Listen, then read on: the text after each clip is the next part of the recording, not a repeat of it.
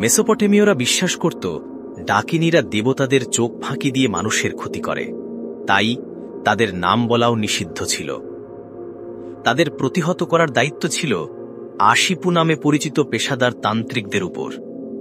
তারা ঝাড়ফুঁক, তাবিজ কবজ আর দেবতাদের উদ্দেশ্যে প্রার্থনার মাধ্যমে এসব কালো জাদুর হাত থেকে রক্ষা করত। মেসোপটেমীয়রা বিশ্বাস করত আকাশের তারায় লুকিয়ে আছে ভবিষ্যতের বার্তা। রাজাদের জন্য তৈরি হতো বিশেষ পূর্বাভাস তালিকা, যেমন এনুমা আনু এনলিল, যেখানে ৭,০০০ ভবিষ্যৎবাণীর বিশ্লেষণ পাওয়া যায়, আর সুমা আলু, যেখানে ১০,০০০-এরও বেশি পূর্বাভাস দেওয়া আছে। জ্যোতিষ, অঙ্গ বিকৃতি বা স্বপ্ন সবই ছিল দেবতাদের বার্তা। যেমন শিশুর শরীরের ডান দিকে কোনো অঙ্গ বিকৃতি দেখা গেলে তা অশুভ, কিন্তু বাঁ দিকে হলে তা শুভ।